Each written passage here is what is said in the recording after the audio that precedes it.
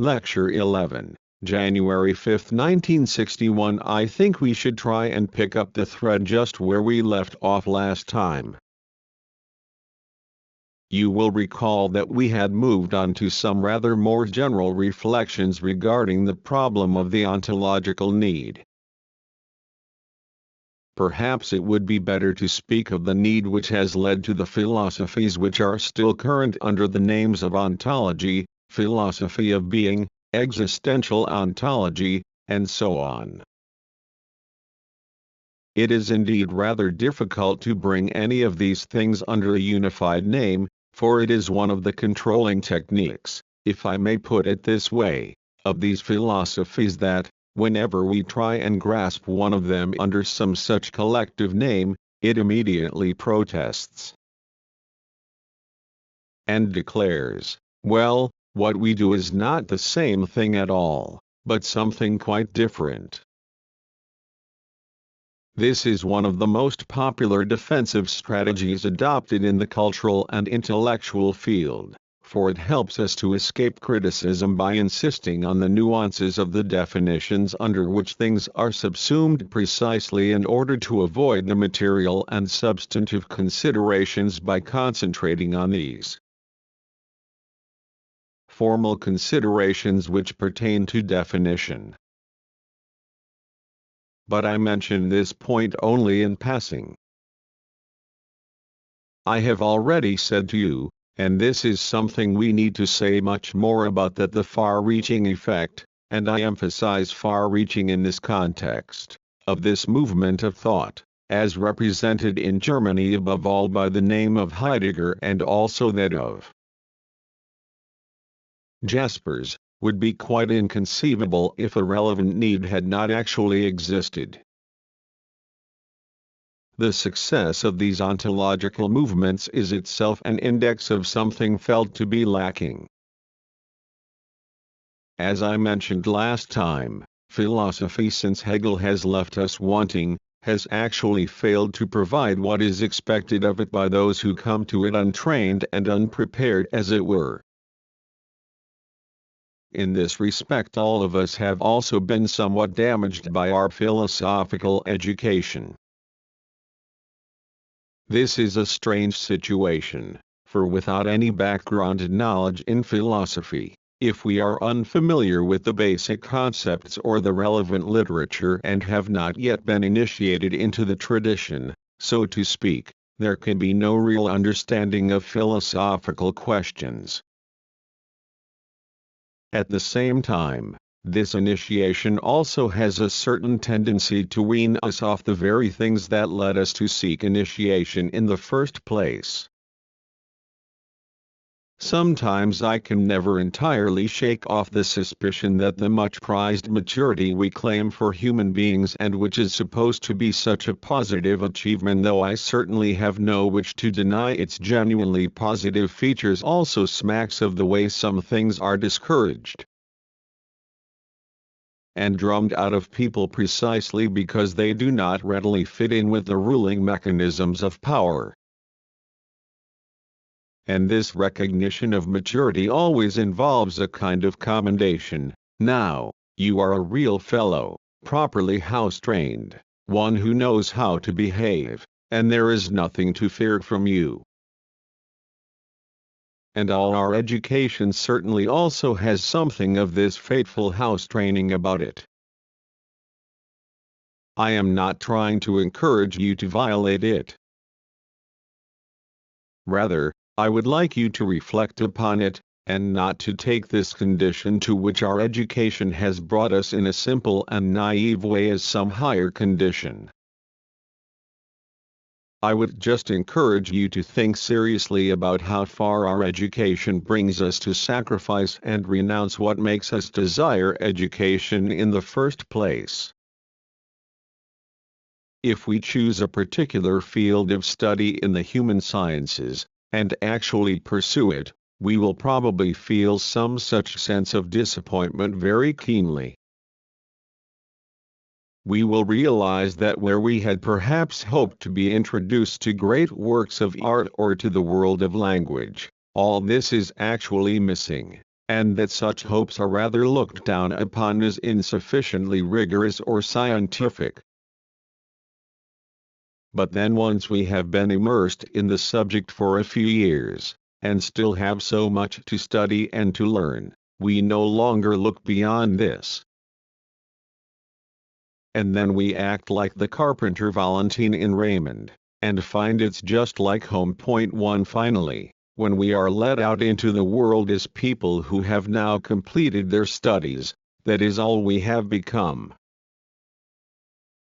Now I believe it is not the least task that falls to those who genuinely study that they cease to be infantile while still preserving that aspect of childhood that refuses to be cheated. This has certainly not been accomplished by philosophy in the post-Hegelian period, which has left us wanting in this respect.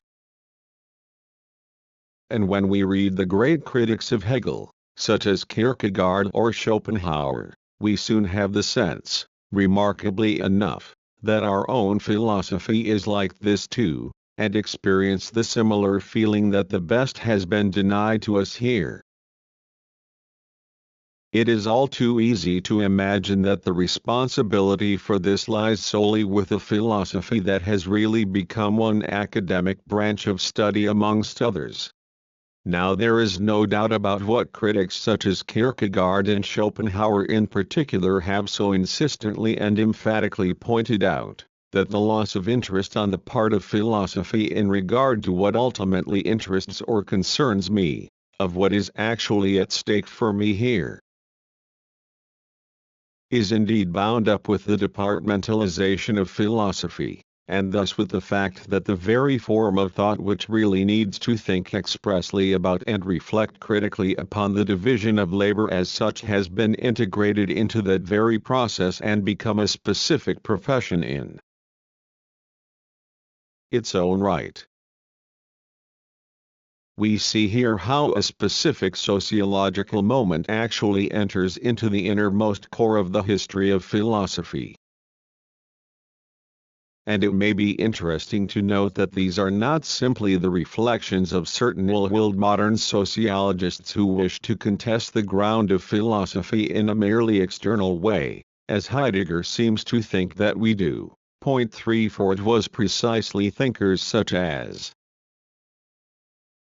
Schopenhauer and Kierkegaard, about whose purely philosophical credentials there could be no doubt whatsoever, who specifically drew attention to this social moment of philosophy, who emphasized, in other words, that philosophy has forgotten about the best it had to offer once it had to integrate itself and earn a professional living, once it had to find secure employment in an academic business effectively sworn to defend the forms of society as they actually are. Now I would just like to indicate at least a few of the aspects through which philosophy in the period in question, namely the period between Hegel and the revived forms of contemporary metaphysics, forfeited the best it was able to offer. I have just talked about a certain social motivation behind this development. Now I believe that it is characteristic, at least for the German philosophy of the period after Hegel, that the specific relation to the social world which was formerly constitutive for philosophy was effectively abandoned. I am assuming, ladies and gentlemen, that your own education, whether it is specifically philosophical or pre-philosophical in character, has already predisposed you to regard this aspect I am talking to you about as something that is almost self-evident, in other words, to believe that philosophy, of course, is the systematic study of ultimate things and is thus too good, as it were, to concern itself with social questions at all. Now here I should like to remind you of something quite elementary from the perspective of the history of philosophy, and that is that this conception, which has become so widespread precisely in the wake of the ontological school of philosophy, was entirely alien to the history of philosophy until more recent times. If one had expected ontological philosophers of the past, such as Plato or indeed Aristotle, to concern themselves essentially with the being of beings without regard to the society in which they themselves were living, this demand would have appeared quite unintelligible to them, and they would have despised the very thought of separating these concerns. And it is surely remarkable that Heidegger in particular, who would otherwise gladly revoke the tendency to dichotomize or separate reflection in the history of Western philosophy, in this particular context is quite prepared to abandon himself entirely to such a form of reflection. In other words, he is ready to banish any consideration of social circumstances and attitudes from the threshold of philosophy itself, whereas, to mention only the most obvious example, in Plato the highest metaphysical idea of all, namely the idea of justice, cannot simply be separated in terms of content from the kind of community or society, marked as it was by a specific division of labor, within which it is actually developed.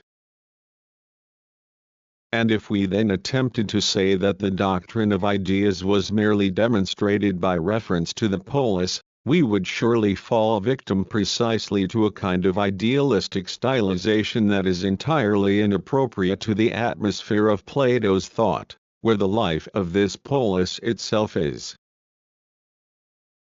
indeed experienced so strongly as the life of truth that any such distinction between eternal truth and social substance is quite inconceivable. Yet in the history of modern philosophy in Germany there eventually came a point, and Hegel's philosophy of right, already highly retrospective in character as you know, stands at the threshold in this regard, after which philosophy revealed little but a kind of almost embittered disinterest in social questions. I cannot go into the reasons for this development here since that would immediately involve us in some very specific sociological questions, whereas I wish to stay with our principal philosophical thematic for now. But I can at least point out that one essential aspect in this regard is certainly the fact that, for the first half of the 19th century, Germany remained so backward in terms of social development that the enormous power of social dynamics did not extend its influence into the very heart of thought. And thought was therefore able to flourish in the rather private and limited sphere which corresponded to the German social and cultural climate in the period around 1800.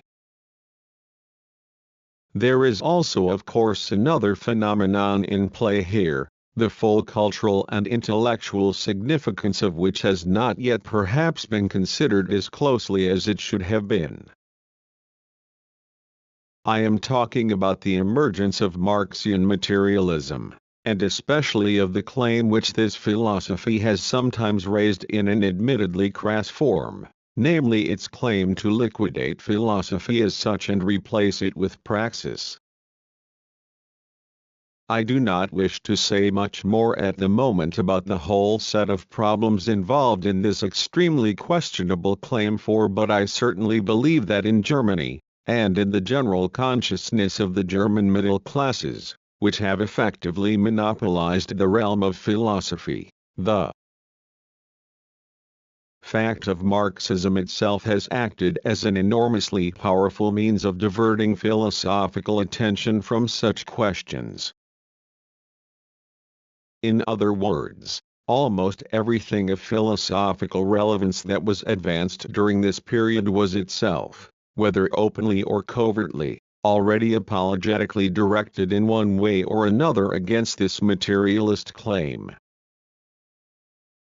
And part of this apologetic trend is precisely the idea that the truth of philosophy should be distanced as far as possible from existing society and its various arrangements and institutions.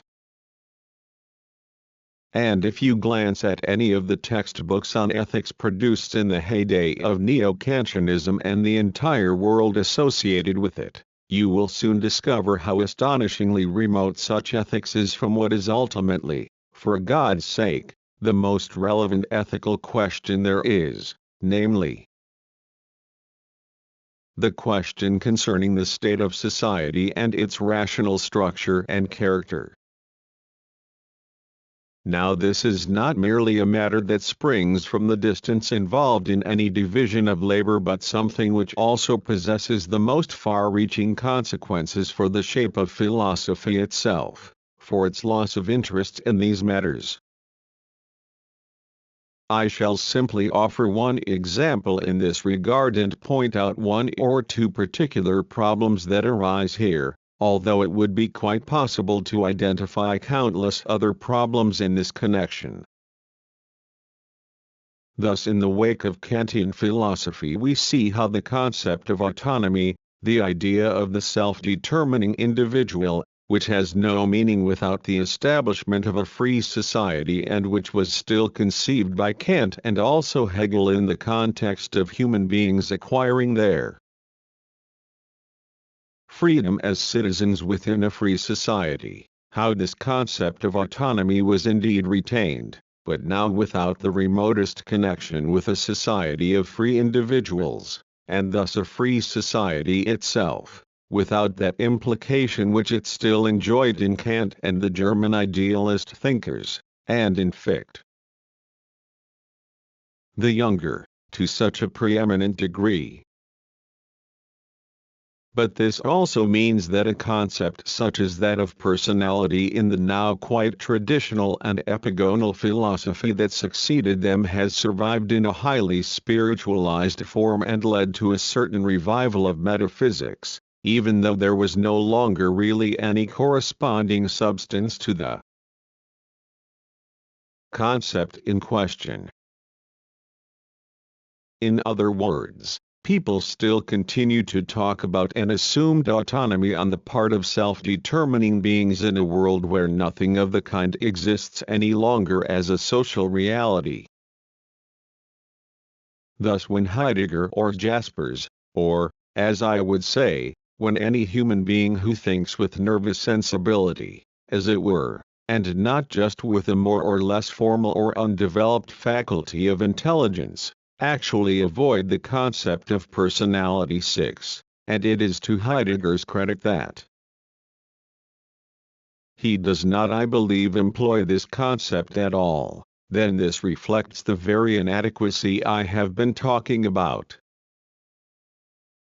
In other words, we find that a category still appears as central to philosophy when our experience no longer even approaches it, or is exposed to ridicule, if we do ever encounter it, like those fully bearded plaster busts which adorn many a hall of fame but which we expect to be hidden away in some corner the next time they get knocked over. 7. Another problem of a similar kind concerns the increasing divorce between philosophy and the natural sciences. For this means that, specifically for those who have been engaged where the pulse of society beats most strongly today, namely for those engaged in developing the productive forces of technology, philosophy has also come to appear strangely obsolete. In other words, philosophy, where it has not simply transformed itself into the logic of the natural sciences, has largely lost touch with the results of natural science and now hardly finds it possible to do so at all. And here I am merely raising the point that it would be of tremendous importance both for the history of the natural sciences and for the history of philosophy itself, it seems to me, if proper consideration could be given to the process through which this seemingly irrevocable breach between philosophy and the natural sciences has actually been produced. It is possible to date it with some precision. The connection between them survived to some extent until Kant, but from the time of Schelling's philosophy of nature onwards the breach had already become established. And that part of Hegel's system which was concerned with the philosophy of nature has indeed never really been taken up or examined by the natural sciences themselves in the form in which he presented it. From this point of view we could say that the neo-Kantianism of the Marburg school represents a kind of defensive or retreat maneuver, which was basically an attempt to reunite a further development of Kantian philosophy with an increasingly functional conception of natural science, that is, one in which the concepts of substance were essentially replaced by concepts of function. But here too we can see the crisis which afflicted the involved and, I am tempted to say, even desperate attempt on the part of Ernst Cassirer to incorporate even the theory of relativity within the framework of such Kantianism 8, a conception which is already controversial within the natural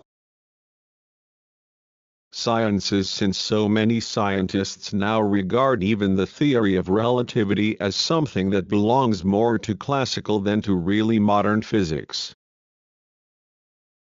But again, it is not possible to explore this here.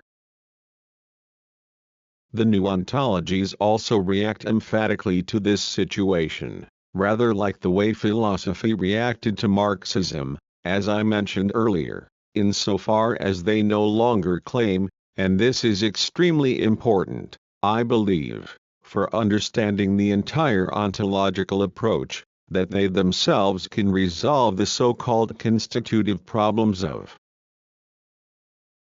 the natural sciences, or that they can still demonstrate, as Kant tried to do, how natural science is possible in the first place. For the conclusion they now draw from this situation is that they do not need to concern themselves with the natural sciences at all, that they can relegate the natural sciences, in both logical and substantive terms, to the realm of mere beings, and that they can place properly philosophical thought in a sphere which is then vaguely alleged to precede the natural sciences, although it does not itself establish any relation to the latter. And let me just say here that the attempts on the part of certain scientists to establish some such connection from the point of view of natural science by appropriating aspects of ontology for themselves seem to me to be just as questionable and unreliable as the efforts of certain superficial would-be philosophers of culture who help themselves to misunderstood theorems from the natural sciences in order to produce an unappetizing soup of modern painting, quantum physics, Heidegger, and whatever else. 9. These are all tendencies about which you cannot really be warned too often, both in philosophy, and we must indeed recognize it as a merit of Heidegger's philosophy that he has never attempted to conceal this, and in the natural sciences we now find ourselves in a situation where no such direct transition from one to the other has as yet proved possible. And I believe it is much more important, and much more appropriate and intellectually honest, to acknowledge this state of affairs for what it is, and attempt to comprehend it, than it is to appeal to incantatory words such as being in pursuit of those hasty restitutions of unity which are generally sure to follow. But at least we can say that this complete retreat in the face of the natural sciences on the part of philosophy, of a philosophy which cannot even summon the civil courage to admit that it doesn't really understand them but continues to act as if, like the Kantian philosophy, it constituted the foundation of science itself and thus of the natural science as well, has further contributed to that discredit into which philosophy has fallen, and indeed upon which this whole reorientation of metaphysics rested. And it is then also clear, if I may just mention another aspect of this process through which philosophy forfeited its own relevance in advance of the new ontological movement, indeed flagrantly evident, that philosophy had become entirely alienated from the most advanced art that related to its own period. The relationship between art and philosophy was still more or less intact in Hegel and Schelling, whose contributions to philosophical aesthetics correspond to the most advanced stage of the consciousness of the time, and which for that reason can still prove as extraordinarily productive as they once were even in the context of the most advanced artistic production of today. Everything that was subsequently written in the way of aesthetics, whether we are talking about the work of Carrere 10 or Vocal 11 or almost anyone else, although I make exception for the phenomenon of Benedetto Croce, who still basically belongs within a broadly Hegelian context, 12, remains hopelessly provincial and outmoded with respect to the art actually being produced at the time. And if those who enjoyed any living connection with the artistic movement of their own time did turn to the aesthetics which philosophy had to offer them, they would only be utterly disappointed and would inevitably have the feeling that it was just provincial Philistines without any real legitimacy who were the ones now talking about art. Thus one of the most essential dimensions of the Kantian system, treated at length in the Critique of Judgment, had simply fallen out the world of philosophy. But now, lastly, and this is the really decisive thing I believe, we must recognize how philosophy has principally failed to provide what it ultimately promises. In other words, the questions which led us to philosophy in the first place have fallen by the wayside. And it was precisely after the great speculative systems, including that of Hegel, had effectively disintegrated, after their claim to construe the universe out of their own resources could no longer be sustained, that philosophy now hopelessly abandoned the task of answering why we should genuinely engage with philosophy at all. I believe that, if we really want to understand why the ontological movements of philosophy have exercised the enormous attraction that they have, we must take very seriously this fact, which is not just accidental but springs from a fatal necessity of its own. For at this point anyway something crucial appears to have changed in those earlier philosophies. We should not make things too easy for ourselves in this regard. And indeed you should not believe that what we are dealing with here is something that can simply be accounted for in terms of the cultural historical schema of epigonism. For it is not as if the great and really productive philosophies once engaged with the essential questions, whereas the little thinkers who came afterwards simply forgot what had interested the former and now concern themselves solely with what is directly or indirectly given in experience. Now I do not deny that this was the case, that these thinkers did indeed largely occupy themselves with elaborate details, namely with epistemological questions of supposedly enormous relevance which failed to demonstrate their worth and actually proved irrelevant as far as genuine knowledge is concerned. But I think you must really understand, if we are to get beyond a purely general cultural historical perspective and consider these things with the seriousness that they deserve, that what I have just described as the necessity of this process is also somehow implicit in the Kantian philosophy itself.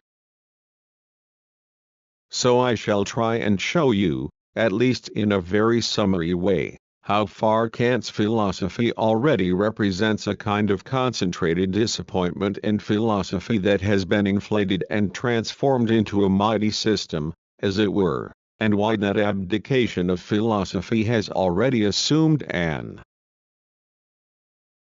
objective form in the Kantian system, and one which eventually led to a reawakening of a tenacious claim on the part of philosophy. In the first place, of course, we have the essentially negative result of the critique of pure reason, which was indeed a critique of the capacity of reason to acquire any genuine knowledge of its own truly crucial objects, namely the result that it is impossible for us to make any claims about what is of most importance to us, claims in other words about the existence of God, about our own freedom, and above all about the question of immortality. And in the course of this great cleansing process the concept of being itself also fell away, along with many other concepts, because it now represents simply a synthesis which consciousness performs on what is immediately given, rather than something absolute as such. And on account of our respect for Kant's enormous achievement, and for what is generally called the Copernican turn 13, namely the turn to the subject, to the knowing subject itself, on the part of philosophy, I believe that it is very easy for us to miss just what is lost through this turn 14 as far as the need of philosophy is concerned.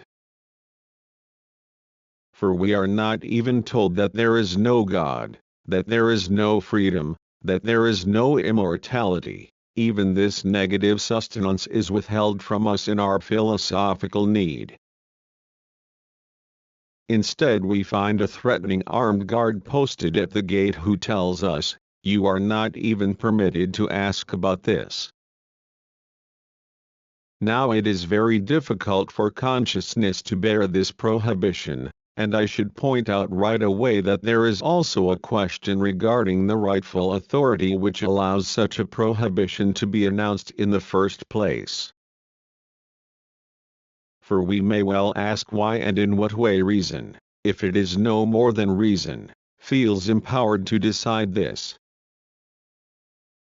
Whence does it derive the power to prescribe this to itself as reason? So far and so far only you may extend your reach. And is the very act of assuming this standpoint not the same as assuming a standpoint that is already beyond reason itself? Would this not already refute the standpoint that reason alone and nothing else is at work here? Now I do not wish to present a list of theses, and this is not the place to unfold the dialectic which is involved. And the argument which I have just expressed is not actually my own but derives from Hegel's critique of Kant which is developed in his own system of philosophy.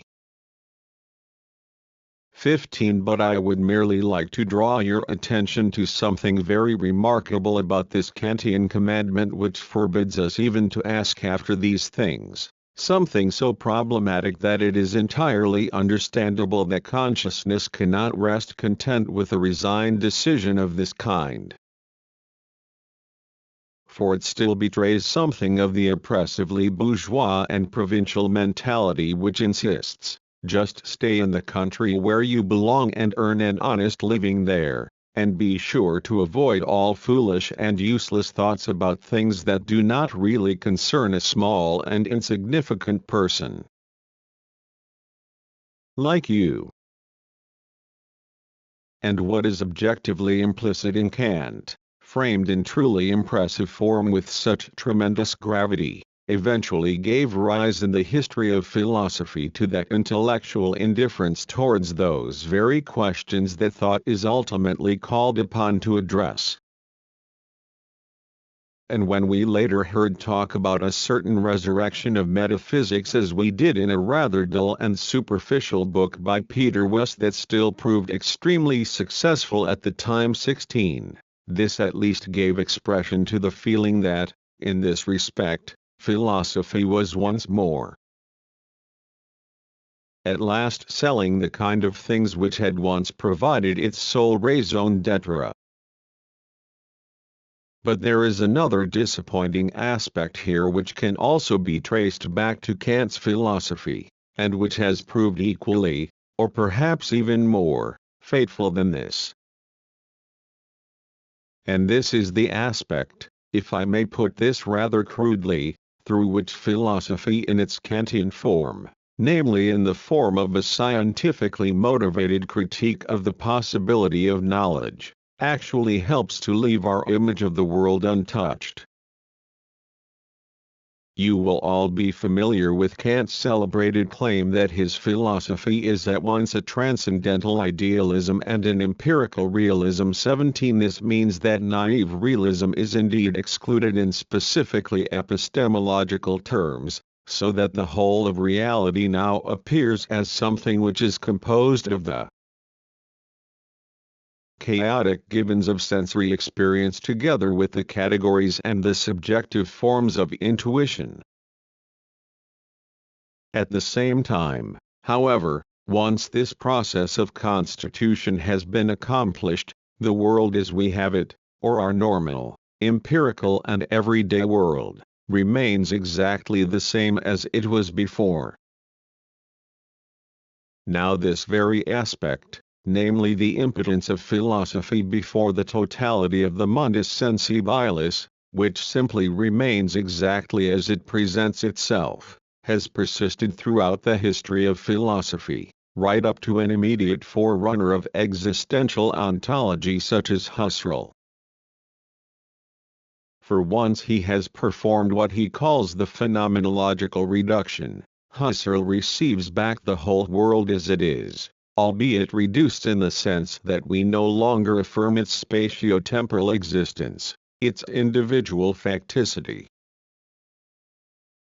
Yet surely one of the most essential demands of philosophy, to put it simply, is precisely not to remain with appearance but to discover the essence. In a world where there is such a difference between the essence, between the regularity which in truth prevails within it, and the appearance, or the facade which it presents to us, we may surely legitimately speak of a need to discover the essence, the need to discover what is genuinely essential, to uncover the essence in the sense of what is concealed behind this facade, rather than in the sense of the purely general concept that subsumes what it grasps. Philosophy has promised, as it were, to pronounce the magic word, or at least, once it became less naive, to provide the language, and the insights, which might dissolve the semblance that the world is indeed what it presents itself to be. It is this claim, or this hope, to discover the essence which philosophy has still failed to fulfill. We could say that philosophy has turned itself into a merely methodological arrangement that enables the reflective and informed consciousness simply to reproduce what the scientifically educated person, or I would say even the ordinary person with a modicum of common sense, already knows. But since we actually have every reason to have our doubts about this normal consciousness of the world and its reliability, then at this crucial point the result of the Kantian philosophy, which subsequently unfolded in the philosophies of the late 19th and the early 20th century, has proved problematic and unsatisfactory. And this unsatisfactory state of affairs, for which I have mentioned a number of reasons, and in particular some specifically philosophical reasons which are rooted in the form that thought has come to assume, has effectively led, if not exactly to the new ontologies themselves, then at least to the need with which you are now familiar. But I would not want you to imagine that the dissatisfaction with these things that I have been talking about is something completely new that has simply fallen straight from the sky. for you will already discover such dissatisfaction at the time when philosophy itself had reached its peak. Thus you could take a look at Skelling's lectures on the method of academic study, which I had intended to discuss in a seminar during this semester, although I did not actually get round to it this time for a variety of reasons. It is something to which I hope to return. If you read this text of Skelling's, which I can warmly recommend that you do, you will basically find the very same dissatisfaction with the prevailing business of academic life which eventually led to the ontological need 18 again, when you read what Schopenhauer wrote on the subject of university philosophy. 19 You will find the same thing, albeit expressed in a particularly crude form. And here I hardly need to mention Nietzsche, who renounced the official world of established philosophy and chose a kind of voluntary emigration instead, though I would almost say that he seems too important to me simply to be introduced directly in this connection. In the next session I shall try above all to show you what has basically changed in comparison with the state of critical consciousness that was still characteristic of the leading representatives of philosophy and science in the earlier part of the 19th century, and thus bring out for you what is historically and qualitatively new about the modern ontological movements in philosophy. Lecture 12.